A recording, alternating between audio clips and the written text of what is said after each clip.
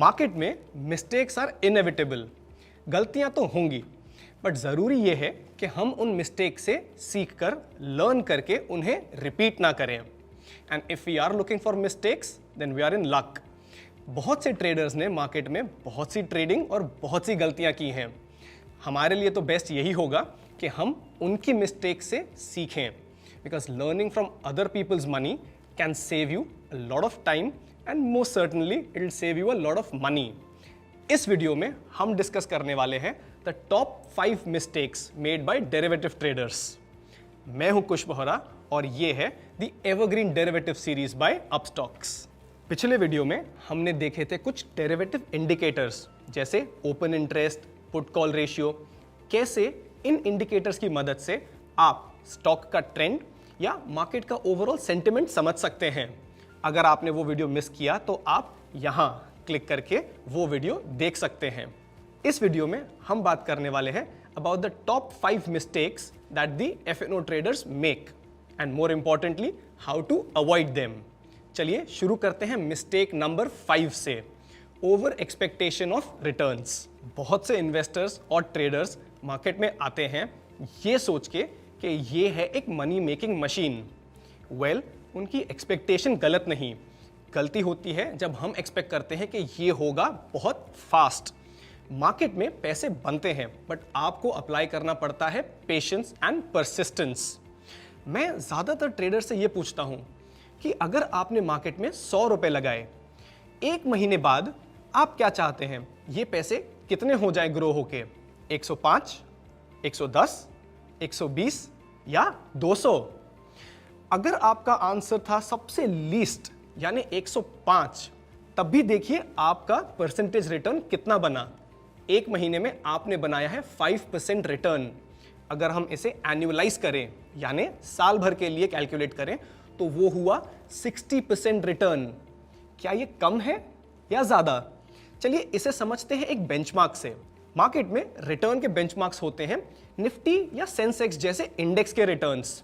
हमारे इंडेक्स यानी निफ्टी और सेंसेक्स ये ग्रो हुए हैं at a compounded annual growth rate of about 15 to 16% per annum.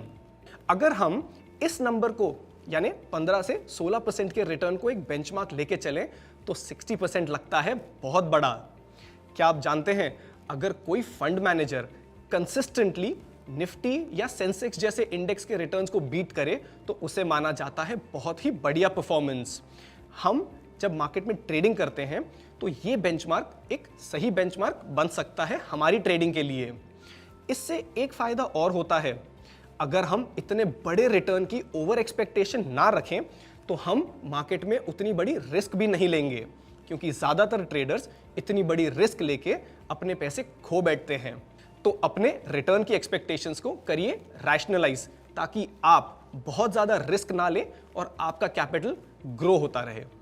Mistake number 4, reversing grid and fair. आपने सुना होगा कि मार्केट्स चलते हैं 2 इमोशंस पे, ग्रीड एंड फेयर। ज्यादातर लॉसेस तब होते हैं जब हम इन इमोशंस को करते हैं रिवर्स। चलिए इसे एक एग्जांपल से समझते हैं।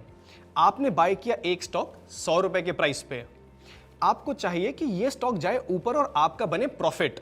स्टॉक चला गया 100 से 105। अब वो सोच रहे हैं कि भाई जो प्रॉफिट मिल रहा है वो तो लेके हम निकल जाएं इस पोजीशन से। ये था डिसीजन फियर बेस्ड। अब अगर मार्केट गिरता है नीचे यानी आपकी पोजीशन पे होता है आपको लॉस, ये स्टॉक 100 रुपए से गिर के हो जाता है 90 रुपए, तब बहुत से ट्रेडर्स ये करते हैं कि वो इस पोजीशन को करते हैं होल्ड इन द होप कि ये स्टॉक अगर ऊपर जाएगा तो हम इससे एग्जिट कर जाएंगे। तो लीजिए, ये हो गया रिवर्स ग्रीड एंड फेयर। जब स्टॉक 100 से 105 गया तब आपको होना चाहिए ग्रीडी। आपको इस तरह से स्ट्रैटेजाइज और प्लान करना चाहिए कि अगर स्टॉक यहां से और ऊपर जाए तो आप उसे राइड कर पाएं। और जब मार्केट जाता है नीचे यानी 100 से 90, तब आपको होना चाहिए फेयरफुल कि मार्केट जा रहा है नीचे और मेरा हो रहा है लॉस। और जब ये स्टॉक नीचे आ रहा है तब I can imagine that you will be very uncomfortable. और अगर ये लॉस और बड़ा हो जाए तो आपका डिस्कंफर्ट और बढ़ेगा। इसीलिए it's best to be fearful और इस लॉस को यहीं कट कर दिया जाए। जिस दिन आप इस इमोशन को सही तरीके से समझ के इम्प्लीमेंट कर पाएंगे, उस दिन आपकी ट्रेडिंग होगी एक्सट्रीमली प्रॉफिटेबल। और एक और बात, इसको इम्प्लीमेंट करने का एक बहुत ही सिंपल तरीका है, वो ये है कि आपके रिस्क और रिवॉर्ड को स्क्यू कर दीजिए massively in the favour of rewards. What do I mean by that? जब आप कोई भी ट्रेड करें तो आप इस तरह से करें कि 1 रुपए के लॉस के सामने आपका हो रहा हो 5 रुपए का प्रॉफिट। इस ट्रेड में जब आप एंटर करेंगे तो आपका मैसिव रिवॉर्ड पोटेंशियल बन जाता है। इस केस में अगर आप बहुत से ट्रेड्स में लॉसेस बुक करते हैं तो भी सिर्फ कुछ ट्रेड्स में प्रॉफिट करके आपका पोर्टफोलियो रहेगा in the green. Mistake number 3, wrong position sizing. Position sizing का मतलब है कि किसी भी स्टॉक या ट्रेड में आप कितने पैसे लगा रहे हैं। इसे आप अलग अलग नाम से भी जानते होंगे, जैसे ओवर लेवरेजिंग और don't put your eggs in one basket. ये सेइंग तो आपने सुनी होगी और ये ज़्यादातर अप्लाई होती है डेरिवेटिव प्रोडक्ट्स के लिए, क्योंकि वो होते हैं लेवरेज्ड प्रोडक्ट्स। और जैसा हमने पहले कहा है, अगर लेवरेज्ड प्रोडक्ट्स आपके फेवर में चले तो वाह वाह, और अगर ये चले आपके अगेंस्ट तो तौबा तौबा। चलिए एग्जाम्पल कंसिडर करते हैं रिलायंस इंडस्ट्रीज का, जहां पे आपने एक 6 लाख रुपए का कॉन्ट्रैक्ट बाय किया है सिर्फ 25,000 रुपए रख के ऑप्शंस में। इसमें एडवांटेज ये है कि अगर ये आपके फेवर में चले तो आपका परसेंटेज रिटर्न बहुत हाई होगा, और इसका दूसरा साइड ये है कि अगर ये आपके अगेंस्ट चले तो आपका मैक्सिमम लॉस होगा सिर्फ 25,000 रुपए का। लेकिन ये 25,000 रुपए हो सकते हैं 100% ऑफ योर कैपिटल, यानी अगर ये पोजीशन आपके अगेंस्ट जाए तो आप लूज कर सकते हैं अपना पूरा कैपिटल। इसलिए किसी भी स्टॉक या किसी भी ट्रेड में हमें उतनी ही पोजीशन लेनी चाहिए कि अगर वो हमारे अगेंस्ट चले तो हमारा पोर्टफोलियो बहुत बड़ा हिट ना ले और उसमें हमारा बहुत बड़ा लॉस ना हो। एक जनरल रूल ऑफ थंब आप ये ले सकते हैं कि किसी भी पोजीशन को इस तरह से मैनेज करें कि उसका लॉस आपके ओवरऑल पोर्टफोलियो को 2 to 3% से ज़्यादा का हिट ना दें। अगर आप इस स्ट्रैटेजी से पोजीशन लेते हैं तो 2 चीज़ें होंगी। कोई भी पोजीशन आप इतनी बड़ी नहीं लेंगे कि आपका ओवरऑल पोर्टफोलियो बहुत ही कॉन्सेंट्रेटेड हो जाए, और दूसरा, अगर इसमें आपका लॉस भी होता है तो आपका बहुत बड़ा कैपिटल नहीं वाइप आउट होगा। ये पर्टिकुलरली ट्रू है in case of option buyers. Option buyers बहुत ही दूर का ऑप्शन बाय करते हैं, यानी out of the money options. वो इसलिए करते हैं बिकॉज ये सस्ते मिलते हैं, बट यहाँ होती है रिस्क। अगर आपके स्टॉक में बहुत बड़ा मूवमेंट ना आए तो आप इस ऑप्शन पे प्रॉफिट नहीं बनाएंगे और आपका ये ऑप्शन धीरे धीरे हो जाएगा जीरो। आप अपना पूरा कैपिटल लूज कर सकते हैं। इसे अवॉइड करने के लिए आप कर सकते हैं 2 चीजें। पहला, do not buy too far out of the money options. Buy करिए एट द मनी या just out of the money options, क्योंकि इनमें मूवमेंट आएगी कंपैरेटिवली मच फास्टर और आपको मिल सकता है अर्ली एग्जिट। और दूसरी चीज, जब आप ऑप्शंस बाय करें तो उन्हें बहुत ज्यादा दिनों तक होल्ड मत करिए, क्योंकि अगर आपके स्टॉक में मूवमेंट नहीं आया तो आपका ऑप्शन हो सकता है एक्सपायर जीरो। आपको याद होगा कि डेरिवेटिव्स पहली बार इन्वेंट और यूज हुए थे हेजिंग के लिए, तो अगर आप इनका यूज कर रहे हैं अपने पोर्टफोलियो को हेज करने के लिए या उसकी रिस्क कम करने के लिए, तो ये होगा उनका एकदम सही यूज। और अगर आप इन्हें यूज कर रहे हैं ट्रेडिंग या स्पेक्यूलेशन के लिए, तो ध्यान रखिए कि आप बहुत बड़ी पोजीशन ना लें, ताकि आपका रिस्क रहे कंट्रोल में और आपका कैपिटल रहे protected. Mistake number 2, too much dependence on discipline and emotions. जी हाँ, आपने सुना होगा कि मार्केट में ट्रेडिंग करने के लिए और सक्सेसफुल होने के लिए आपको चाहिए डिसिप्लिन। मैं आपको यहाँ पे कुछ और कहने वाला हूँ। Discipline does not last. जी हाँ, डिसिप्लिन डज नॉट लास्ट। कितनी बार आप लोगों ने कोशिश की होगी उठ के जिम जाएं, डिसिप्लिन रहें about your exercise and fitness regime, और कितनी बार ये डिसिप्लिन हो गया ब्रेक। वेल, इसका मतलब ये नहीं कि डिसिप्लिन नहीं होना चाहिए। Discipline is a good starting point.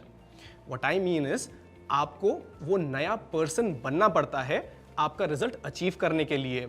You have to become someone who loves exercising and wants to be fit. जब आप ये नए पर्सन बनते हैं जब आप अपने बिहेवियर का ये एस्पेक्ट चेंज करके कंप्लीटली अडेप्ट करते हैं, तब आप बनते हैं द न्यू यू। जब आप ट्रेडिंग कर रहे हैं तब भी सेम कॉन्सेप्ट अप्लाई होता है। आप ट्रेडिंग करते समय लॉसेस लंबे समय तक होल्ड करते हैं और प्रॉफिट्स जल्दी बुक कर लेते हैं। No amount of discipline is going to help you get out of this unless and until you become the trader who cuts his losses early and rides his profit. दूसरा point है emotions.